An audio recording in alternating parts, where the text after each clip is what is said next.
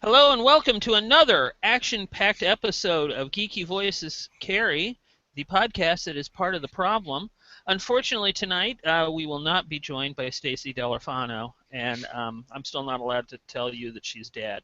So, with me instead, unfortunately, David Rollins from Canada. From Canada, yes, I'm from Canada. Hey, hello everyone.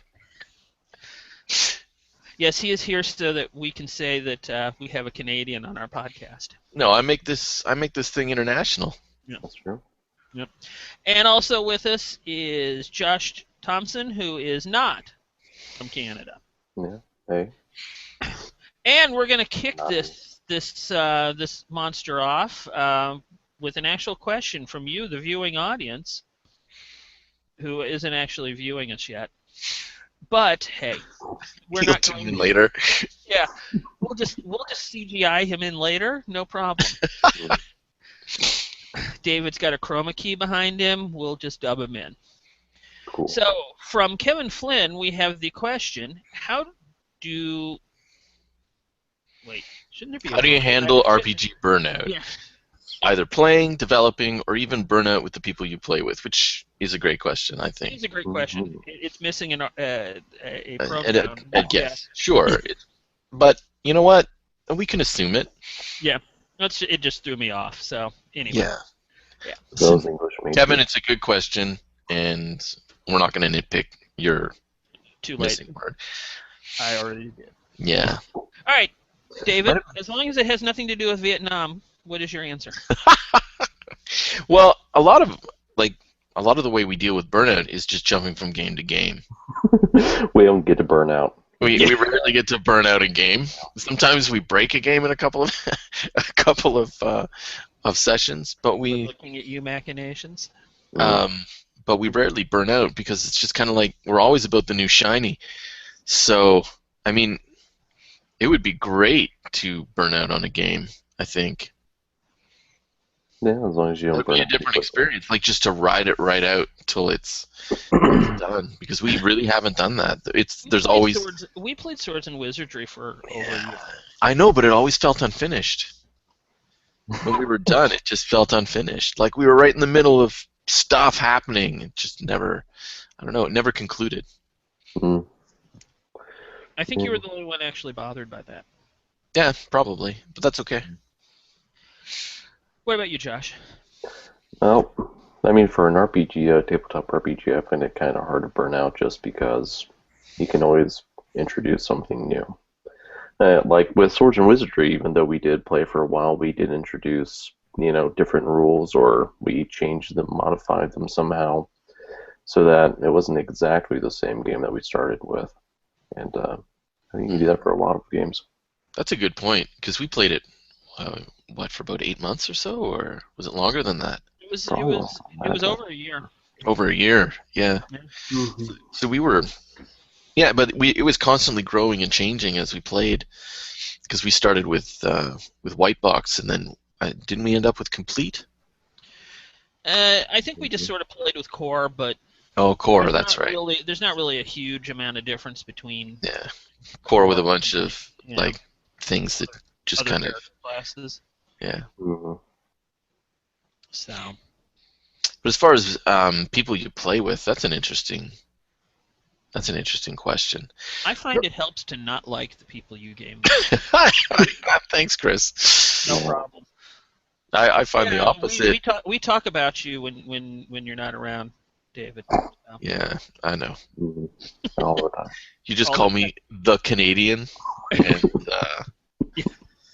when you're in a good mood, and Canuck when you're in a bad one. Well, that way you can't Google us. So it's like because we know you search for our conversation. Yeah, that's right. You codename me Elsa sometimes. Yeah. Now that it's winter and I live in the Ice Palace. Well, it's always winter in Canada. Yeah, that's right. I don't really burn out with the people I play with because typically I play with people I really like. So it's social. I mean, sometimes it's a long time before we even get started gaming. It'll be a good half hour to an hour before we even fire it up, and we only have 2 hours to play most of the time. That's true. So I don't know. I just find cool people is probably your best bet. Or have a couple of groups going at once. If you have time for that. Hangouts make that easier. Yeah, if you're like Sarah and you're playing like all the games constantly. Yeah, that's kind of well. And Stacy was doing that for a while too. She was running like 2 and playing in another 2. Yeah. I can't imagine how much. Like, I can totally understand why she pulled the plug on everything, because that's just a massive time. One game a week is a lot of work as a GM, and I don't even I don't even actually do most of my shit in advance. Yeah. I just kind of make it up as I go along. Yeah. Well, I told Ethel the other day, we were discussing things, and I reassured her that there is actually a plan behind this campaign for 5th edition. That's good. It might not seem like it, but there is a plan. And if Stacy had stopped watching Doctor Who this season, she probably would have figured it out by now. Ooh. All right. So there you go. So if we knocked out the question. Yeah, I guess that's it. Okay. Good night, everyone. Yeah, well, nice episode. Yeah. So we literally don't have anything else. That's it. Well, let's talk about some of the news that has come out gaming-wise over the last couple of weeks. It was last weekend, I believe. Not that it really matters if they're watching this or listening to this at some point in like years from now. But it was revealed that while there's still not a definitive date, they are going to go back to the OGL for 5th edition. Yeah, that's pretty cool. I'm looking forward to that. I think that's a big piece of news because I think in part because it's going to allow a lot of people who had done stuff for like 3rd edition to carry their stuff forward. Mm-hmm. Yeah, there's going to be a huge influx of content. Yeah. Most of it's going to be crap because it was crap the first time around. True. And now it's just going to be crap with a new hat on. Yeah. I know it's more crap. Oh man, I've got a terrible visual. It's a Santa hat. If that makes it any better. Oh, that doesn't. Oh, but you changed it. Thanks for changing it up. Oh man. I normally it would have been a top hat, but that's just way too steampunk. I was thinking steam in a top hat, but yeah. So if this ends up happening, and I'm assuming probably sometime in the 2015 calendar year is when all of this will take effect, what impact do you think that will have on 5th edition?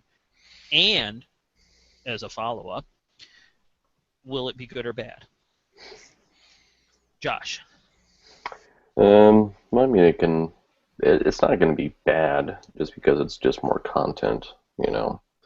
So there is going to be some good content in that big, huge pile of content somewhere, which is going to be good.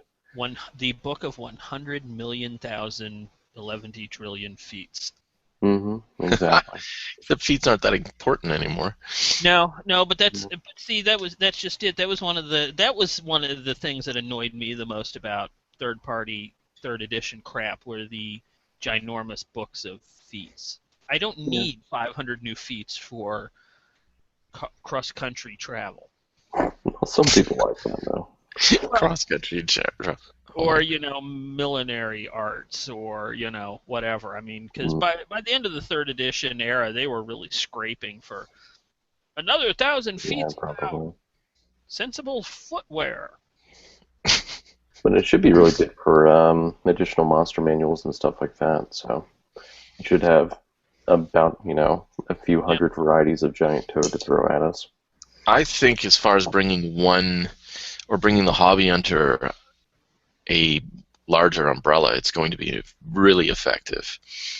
Like Chris, you were saying a while back that 5th edition is going to kill the OSR, and OGL is going to have a huge impact on that, because all the people DIYing and publishing stuff for their own rule sets or one of these other rule sets are probably going to bring it forward just because it gives them a larger audience. Yeah. And there's nothing really in 5th edition that's a big turnoff for people who like the older style of play. Like, you can play that way, with these rules, and it works. It's true. So I think it's, like Josh said, it's going to make for more content, which will be greater excitement, which will bring more people forward into 5th edition. And I think it's going to be good for these small publishers who are going to have access to the momentum that 5th edition has right now, because it's everywhere. The crappy kiosk that sells board games every Christmas that pops up in the mall has got it again. Yep. You know, like there's the starter edition. The starter set is right there beside Diplomacy and Axis and Allies. Yeah, that's cool. So it's a shame though that the starter set sucks. I'm enjoying the adventure that's in it. I'm playing it with Miles Davis, and he is it is fun. Does he play trumpet while you're? Yeah, he does, and his neck goes out. Does he turn around and Yeah. and? A Miles Davis. I don't know what the A stands for. I'm gonna have to ask him. Oh, I'm pretty sure it stands for something we can't say on a family-friendly podcast. It's possible. Are we a friendly family podcast? I thought we were the problem. According to iTunes, we're Oh, we are. Well, then we'll keep it. Wow. We'll keep it within the boundaries. Yep. Anyways, yeah, no, he's great. He's a great player, which is why I wanted to play with him as a GM, and he's a great GM as well. That's cool. Yeah. So the Lost Mines of Phandelver or something? That's what the adventure's called. They're like right next to me. I could look at it, but it's in the box. Oh well. I don't have the box. Mine's behind the magic curtain with the serial killer. So Right. Go in there Yeah, you'd have to negotiate with him. Yeah. We don't want to do that. No, we don't Yes. negotiate with psycho killers. So far, all I have is the player's handbook, and it's been enough. Yeah. It's kind of nice for that, you know. You just need that one book and you're set. Well, I remember when 2nd edition came out, that's all we had for the longest time, and we were running games just with the player's handbook. Or we were using like the player's handbook and our old 1E books and filling in the gaps where we needed to. When I was a kid, when we played 1st edition AD&D, I didn't have a monster manual for like years. I used to use the they had those tables in the back of the DMG that had all the monster stats. Which is also part of why I think I don't really know what a lot of the classic D&D monsters look like, because there were no descriptions in any of them. It's just numbers. Yeah, so I would take the name and then, Cockatrice, I wonder what that is. Sounds a little bit like a big old chicken. You guys are being attacked by an 8-hit dice chicken. Get ready. That can turn you to stone. Turn you to stone. It's a really angry chicken. It must have snakes on its head. Okay, chicken with snakes on it. And it's coming at you. Yeah. Well, that's also. It probably was something like that. Yeah, I'm sure it was in the Fiend Folio, but that's also why in our current game you end up with things like owlbears being in leather and chaps. Yeah, so. That was disturbing. I'm just worried about bugbears now. Oof. They're going to be bears with bug heads. Okay, that's better than the other option. Bugs with bear heads? No. Anyways. Well, that is something we could talk about, though, the difficulty in 5th edition, as opposed to maybe some of the previous stuff. What do you mean the difficulty? As in, it's a lot easier to get killed as a party. It is easy to TPK. Oh, man. How many times have I nearly killed you guys so far? Oh, like once a week, isn't it? More like 2 or 3 times a week at most. Yeah, but we also refuse to play tactically, and I think if we did, we wouldn't get hurt as badly as much. No, actually, I refuse to let you play tactically. You've tried a couple of times, and I've stopped you. Yeah, really have. Yeah. Which is funny, because in Swords and Wizardry, you let us do that, and it worked really well.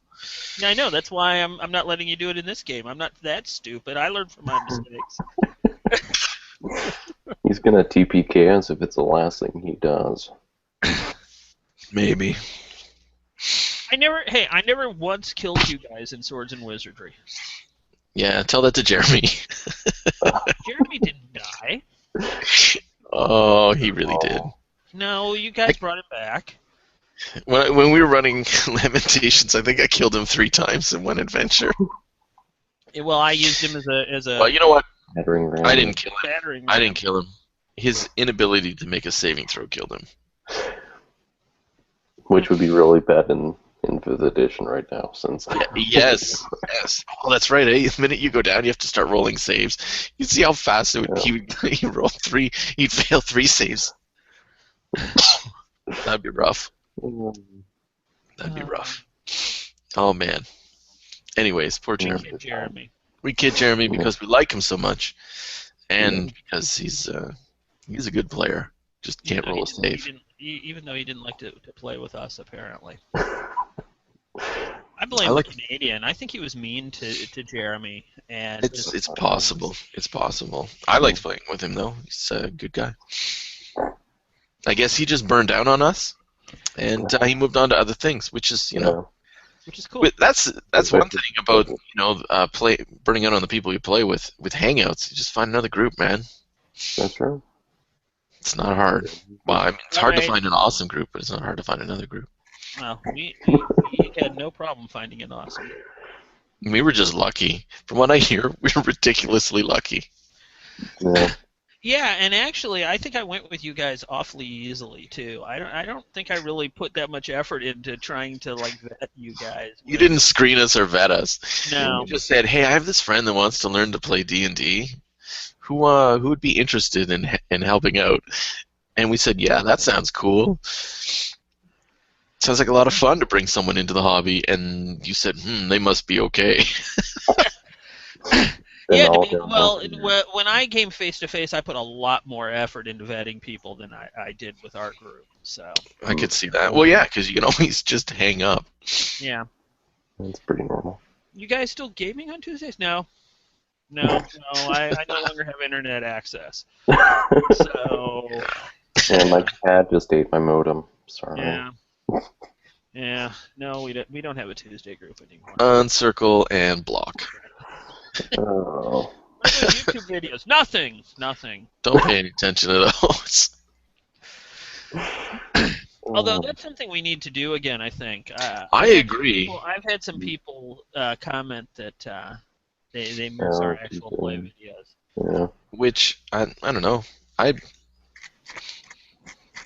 liked it. It was all right. Mm-hmm. Yeah.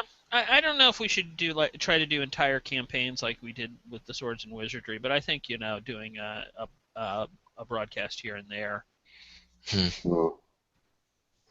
Are we still doing something right now? You're so far off topic. Holy shit! We don't have a topic. Hey! Oh, we're freestyling. This is freestyling. Freestyling. Yeah, that's what we should call the episode. Freestyling. That time that Stacy didn't show up. Well, that's why I started drinking beer. I do have a bottle of port here. I should have done that. That would have made. Yeah. All right. It's Okay. on. It's on. Now, I know, David, you wanted to talk about Hangout Gaming for some odd reason. No. I was wondering if you guys thought that Hangout Gaming was changing the hobby at all, if it was moving people towards different trends. Because there was some talk online about, I don't know, cons and how the trends at cons and who goes to cons and whatnot, if that was changing things. Label out there. Label. And I don't know, I think Hangout Gaming has made the hobby, it's made the people who design more accessible. It's given way better access to the people who are playing, right? Because if you're running your RPG company, you throw up on G+, hey, I'm going to run a playtest in 2 hours, you can assemble a group and go. Mm-hmm. Mm-hmm. You can directly access your fan base, and your fan base can directly access you. And I think some publishers, like Raji, have done a good job with doing that. Yeah, Raji's done really well with that. But for the hobby as a whole, I don't really know if it changed the hobby as a whole, since I think the hobby is so spread out and so like not fully connected that I don't think it has the reach to really do that. But I'd say it at least has packed some sector of it that actually does hang around Google Plus. Well, I So, think if anything, though, Yeah. it has sort of drifted gaming back towards more of a culture of play and away Yeah. from A culture of reading stuff. the people on RPG Net who never actually game and just read. Well, it's And fun to buy the complain books and about read, and it's also easier, right? But now that it's so easy to actually have a game, because like the bar is lower on getting together now. Really, I don't have to get into my car. I don't have to drive anywhere. I don't have to get a babysitter. I don't have to do any of that. You don't have to put I on don't have to pants. clean my house. I just move my camera around so you can't see the mess.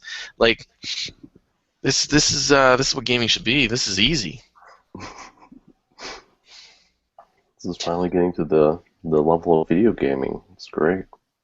Yeah, except there's some actual interaction. But I suppose with the headsets, you guys talk to each other. Mm-hmm. Yep. But another thing that comes out of it is cool publishing stuff, like the Hydra Collective, the Slumbering Ursine Dunes came out of that. Chris Katulik's stuff. His campaign was basically produced out of a bunch of people who were playing together and then kind of created this collective, cooperative company on basically out of Google Plus and the Hangout Gaming. I didn't hear about that. That's pretty cool. Yeah, it is really cool. Jeremy's part of it, I think. Oh. Yeah, I think he was doing some layout for part or all of the Ursine Dunes, which was a wildly successful Kickstarter that you wish you would have contributed to. You mean Yeah. you wish you contributed to? Yeah, I totally contributed to it. I got excited and jumped in at the last minute because that's what I do. It's like, oh, I'm not gonna go in on that, and then yeah, you will. It's like, oh no, I know, oh no, okay, yeah, no, it's too cool. I can't help I myself. need more gaming stuff I'll never use. Mm-hmm. Well, no, you know what? I was looking at it, and the more I looked at it, the more I was thinking, I could take a chunk of that. Oh, I could use this. Oh, I could turn that sideways, and it'd be awesome. Or yeah, I just got excited and totally. How much did you spend? $35 American. I No, think. it's not bad. Yeah, it's about normal. Is that for a physical book? Yeah, Yeah. I get a physical thing, Pretty normal. and I think they're using Lulu, so I don't have to pay extra weird shipping because it'll just be printed here in Canada. That's actually really good then for you, yeah. Yeah, no, I thought that was a nice touch. Speaking of international shipping. Mm-hmm. Okay. No, well, not exactly shipping, but I was reading in an industry mailing list today or yesterday, some point last few days. In the European Union, they are looking to pass a law that will require VAT be paid on digital files. I think there's already one. Well, I guess it is, but what it is most countries have a fairly low or fairly high something. I don't know. It works out so most countries don't actually use it. Okay. And the legislation is going to, being it's a European Union thing, it's to, regulate everything, put everything at the same level, which is going to end up, I think, having a big impact on, the small publisher who. Actually, probably not the small publisher as much as it's going to end up being a pain in the ass for sites like RPG Now. Right. Because anybody in Europe who is buying a digital file is going to have to pay the VAT. Yeah. And they'll have to charge it and remit it to whatever European country that it's going to. Oh, okay, I see the problem. Yes, Yeah. it's not the source, it's the destination that's becoming Mm-hmm. the VAT issue. Oh, that's interesting. Um, I hope Canada doesn't get on that with our. See what socialism Are you does, part of, people. are you part of the European Union? No, but we have a Well, harmonized you're not sales actually tax. in Europe, are you? I mean, No, last time I looked. They like to but think we they have are. a similar taxation system, Mhm. and I could see it, catching on here. Um, Mhm. we have a lot of cross-pollination culturally with Europe through So, Quebec. so do you see this as being a trickle down into like small RPG publishers where they're going to end up having to start charging more?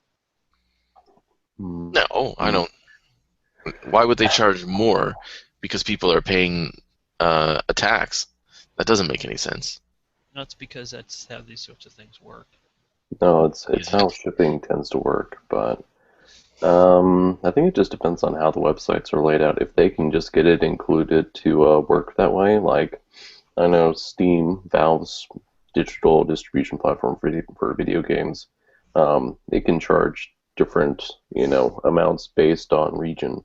So if they can just get their website set up to have their stores be, region based with the pricing, then I would imagine iTunes probably does that You know what's already. going to happen probably here? do I'll it. tell you what's going to happen here. A bunch of IT people are going to make a lot of money changing over these sites so that this works. And these sites are Basically. going to be down for like weeks while they try to If not figure out how to months, make the code work. Oh, it's all bugged and yeah.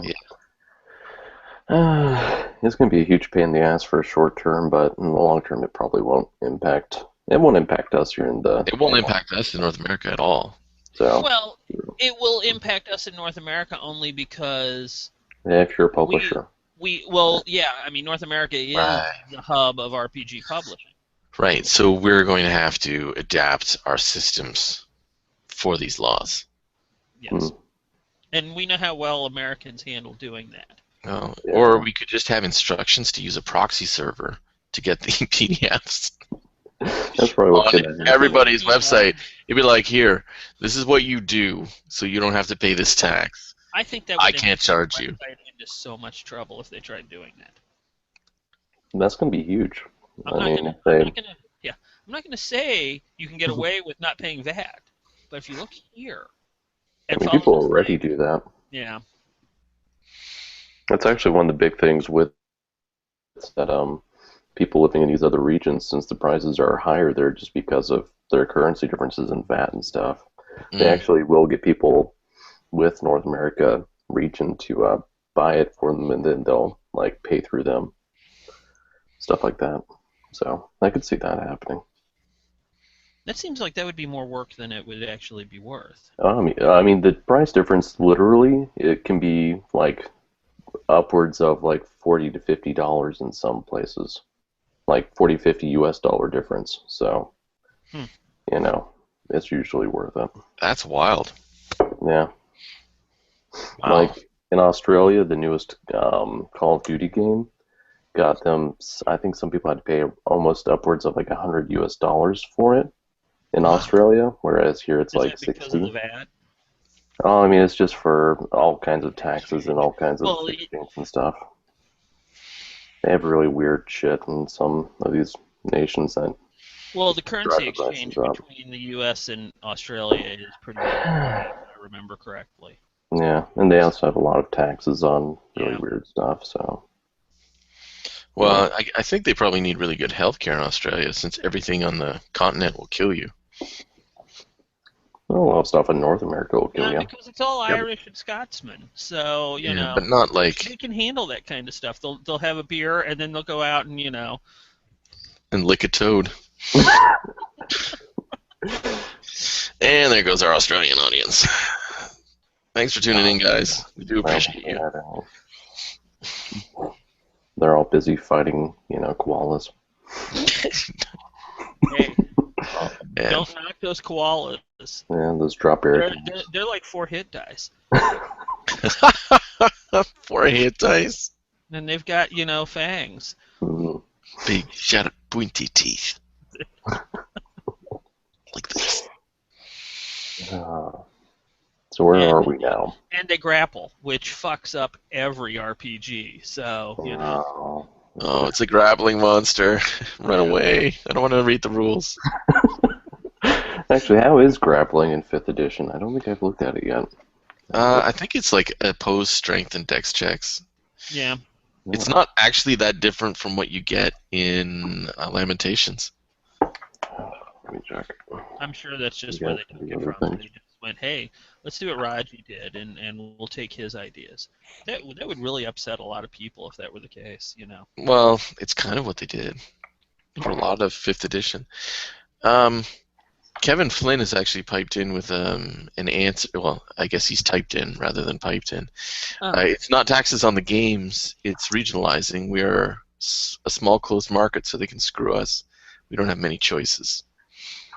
Which is less helpful of an explanation than I thought it was going to be when I started reading it. Well, read it again so I can actually hear it. Go ahead, David. Yeah. We don't have anything else to fill this time slot anyway.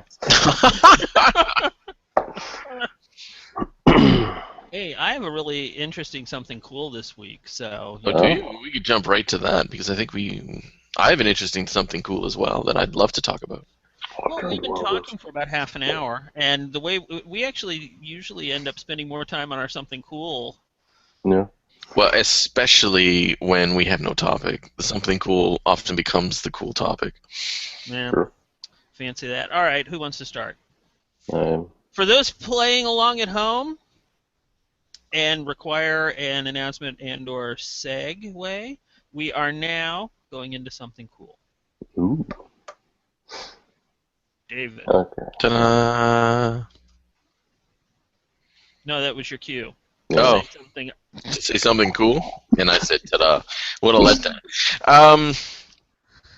My something cool is somebody posted a link to a collection of YouTube videos which are in fact Blake's 7 Season 1 from 1978.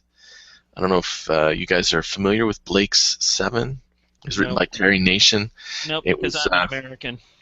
All right, well, I saw some of them when I was a kid, but I didn't see them in order. And anyway, it was produced by the BBC. Fantastic sci-fi series, really brilliantly written. Hold on, let me interrupt real quick. You might want to also mention that Terry Nation is the guy that created the Daleks. Yes, that is an important feather in his cap. He created. It's like getting partway through the joke and realizing you screwed up the setup. No. Blake 7 is actually pretty famous as one of the better written sci-fi series. Just not for you, because is it as good as Captain Scarlet? Pardon me? Is it as good as Captain Scarlet? I'm unfamiliar with Captain Scarlet. Well, we're just ending this podcast now. How can you not know who the hell Captain Scarlet is? I don't know. I live in the woods in northern Ontario. It was a classic of British science fiction television. Okay. Didn't get it. Yeah, you know, Captain Jack from Doctor Who was actually a reference to Captain Scarlet. Oh. Captain Scarlet was one of what was his name? The guy that did the Thunderbirds. Oh, okay. Okay. It was one of his marionette things, and they fought off these aliens that might have been angels. It was very kind of Neon Genesis. Evangelion. Yeah. Cool. All right. So they're on YouTube. Are they legal? Yeah, they appear to be completely legal. They've been there for 7 months, and oh man, they're so good. The writing is fantastic. The acting is great. The special effects are absolutely terrible. Well, it was the idea behind it is great. What blows my mind. Hold on, Kevin wanted to chime in with he's an Aussie and he knows who Captain Scarlet is. So yes, he also said Blake 7 is awesome. Anyway, Blake's 7 is really well written, and the thing that blows my mind about it is how Terry Nation imagined a future where men and women were actually equal. And it's written that way. It never goes when it could go cheesy. It never really does, and it's different. Like the person in charge of the Federation, I guess Space Navy, whatever is the fleet, the Supreme Commander is female, and it's not a thing that she's female, and yet it also informs her character. Like it's obvious that some of her aides are boy toys, but they also still respect her and defer to her as being in charge. Like, it's really interesting. The female characters do things, they're active, and there's no romance attached to them just because they're female. That sounds very anime-ish. Yeah, I suppose. Yeah, but anime always has weird romance elements. This doesn't have that. And it's not like they're asexual. It's just, it's not used. In fact, it's not forced. Yeah, in the first episode, because they're all escaped prisoners, because they're political prisoners, they're being transferred. They're being basically deported to this prison colony, and the first officer, to show what a total douche he is, he's hitting on the one female prisoner, and trying to get her to spend the journey in his cabin instead of in the prison area of the ship.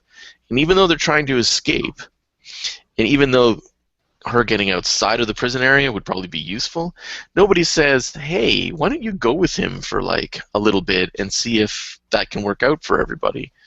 It's never even brought up as an idea, which is interesting. It's only used to establish that character is completely amoral. How long did the show run? I'm not sure. I think 4 seasons, maybe 3 or 4 seasons. There's been all kinds of talk about it, of the series being revived.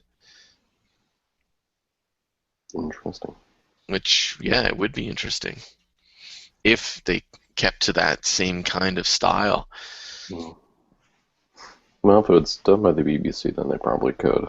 Yeah. If it gets bought out by an American producer, then it's going to be fucked.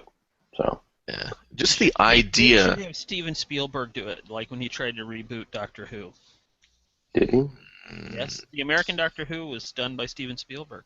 I don't even want to watch that. That sounds terrible already. It wasn't as bad as it Happened. and some people like to make it sound, but it's better than the Fifth Doctor. Hey, Peter Davidson was great. I'm sorry, not the Sixth Doctor. I like Peter Davidson, the Seventh Doctor, the crazy one. Kevin is correcting me. It was only 2 seasons. Ouch. Yeah. Seasons. Okay. I'm only seeing season 1 right now, so I haven't come up against the disappointment yet. It was the Seventh Doctor that was the crazy one. No, not the Seventh. No, it's the Sixth. He's the one who tried to strangle Perry or something. But just in a different way. Yeah. Yeah, the Sixth Doctor tried to strangle his assistant in his very first appearance. Okay. Which would have been a terrible waste. Yeah. All right. So, Josh, what is your something cool? Warlords of Draenor. It launched last Thursday, and I may not have stopped playing it since. So. Are you playing it right now? I wish. No, I stopped for this. Oh man, we feel special. Mm-hmm. What about Warcraft? Like World of Warcraft with the fancier faces now. Yeah, well, I mean, they updated most of the character models. I think the only ones that didn't get updated were like the newest ones, basically. But all that's updated, higher resolution textures, more polys, and all that stuff. It looks really good. Is the scenery a higher resolution now too? In the newer areas, it is, yeah. Okay, in the older areas, it's still the same. Pretty much, yeah. I mean, the only real old areas now are pretty much just the outlands from the first expansion, so those still look kind of old, but everything else... Why, is Cataclysm wiped out everything? Like, is it all different now? Cataclysm pretty much changed pretty much all of the old world at least most of it. So Oh, so they you don't updated a you lot don't of it. start in the Abbey anymore? Well, you still do, yeah, if you're a human. Okay. They updated that area too, though, so it's different from what you remember it. Sure. Okay. Yeah. I heard that Blizzard had a denial of service attack against their servers. That's possible. Yeah. Well, I mean, it was reading an laggy as article heck, about so. Wow. Yeah. I think it might have. I think what I don't know heard in game was just that it was from probably China somewhere, but that's probably because their expansion launch date is until sometime this week or something, maybe. Or I don't know if it already happened or if it's still gonna come in a little while, but that'd be my guess. Interesting. So what about it is it that makes it so cool? Basically, when they made this expansion, it really feels like they just kind of focused on making it fun more than anything else. So like fun is the core element, and most of the quests that you do have are just fun to do. They have like some special little things that go with it. The writing and the characters and everything are just enjoyable. And there's a lot of new little elements, like you have your garrison that you build up. It's like your own little base, and you get to customize it and expand it and grow it over time. And you get different followers that you pick up through your questing, and they can, go out adventuring with you and stuff. And there's just a lot of really fun elements added to it. That's cool. Mm-hmm. What do you, as a gamer, what do you think of what the head of Nintendo said about most of the game companies being kind of boring? I didn't really hear what he said. Is it just basically that most of them are boring? Well, it's just that what they're doing is good business sense, but it's very derivative, so nothing new is really happening in the majority of the industry. Well, I mean, that's going to happen when you're spending millions, if not billions of dollars on games. So, Yeah, I mean, guess. it's like, are you going to bet with, $200 million that you're going to just either lose money or make money? You don't really bet with that much money. And Nintendo, I mean, I don't think their console sales have been doing too terribly well. As of instance, I mean, they may be going for, something not boring, but their technology is definitely lacking. So, Fair enough. I don't know if that impacts what he says or not, but whatever. He just wants someone to listen to him instead of everyone else. Yeah. Well, I suppose. Because if you can see, most people buy Xbox or PlayStation, so the Wii stuff has kind of floundered a bit, I think. Yeah. Not done as well as it probably was hoping. Well, if you left it on all the time, like with the Microsoft wanted to do. Just leave it on all the time, watching you with its camera. So creepy. Oh. My brother-in-law has one of those. Like a little Dalek that plays video games for you. All right. Now I guess it's my turn. Mm-hmm. Is it? My something cool is even more awesome than both of those things put together. Wow. What? How's that possible? Okay. Well, 3 words. Are you ready? I'm ready. Premium zombie soda. What? Soda? Caliber Entertainment, the people that do the long-running Dead World zombie apocalypse comic, over the weekend in Detroit had a launch of their new Dead World premium soda line. 12 soft drinks, all zombie themed, with things like Brains? No, it's like Geek Juice is the name of one of them. Let me look up the. Of course, the article's loading. It's going to come in like 4 and 12 packs, and the 12 packs are going to have Dead World mini comics in them. Ooh. Let's see. There's going to be Orange Roamer, which is obviously going to be an orange soda. Strange that they're launching in Detroit. Why is that? I didn't think that's where they're based. I thought Detroit was like in trouble. Well, they're outside of Detroit. I don't think anyone actually. I think the only people that live in Detroit are homeless, basically. Yeah. I thought Detroit was kind of like a Mad Max kind of zone. Yes, well, it is. It is. Yeah, I think these people are actually in Dearborn. So Okay. next time we'll get Wayne Humfleet in, and he can explain all this because he lives in like Ann Arbor or something like that. So, Oh, okay. yeah. Anyway, the flavors. Some of the flavors are Orange Roamer, Royal Rotter, Morbid Mix, and Geek Juice. Geek Juice. Yes, I believe Geek Juice is going to be like the cream soda one. So. Or you could just drink beer. But most of the packaging has Vince Locke art. Art by Vince Locke, I guess would probably make a lot more sense than Vince Locke art. Who is probably familiar to fans of Lamentations because Raji got him to do a page of art for the Lamentations Corps. Yeah. Is that the zombie one? Probably. I don't think Vince Locke does anything but zombies. Yeah, I think that's the controversial. I think that's a particularly controversial image. A lot of people get upset about, but I mean, it's pretty horrific. But compared to Dead World, it's It's pretty light stuff. It's pretty light stuff, yeah. Well, that's fantastic. Yeah. So, but anyway, yes, Dead World Premium Soda. As I wrote about it over at Bleeding Cool, for the thirsty zombie. So, but that is my something cool because what's better than soda? Zombie soda. Yeah. We call it pop up here. Are you sure there's not a Walking Dead soda? I mean, there has to be a Walking Dead soda. So. You would think there's Walking Dead everything else. Yeah, pretty much. Put your Walking Dead soda in your Walking Dead lunchbox, into your Walking Dead cozy, and into your Walking Dead backpack, and then jump on your. That was a joke only for the Southerners, by the way. So. That's why I missed it. Yeah. Well, you're as unsouthern as it gets, being in Canada. It's true. So, all right. And on that note, we will wrap things up.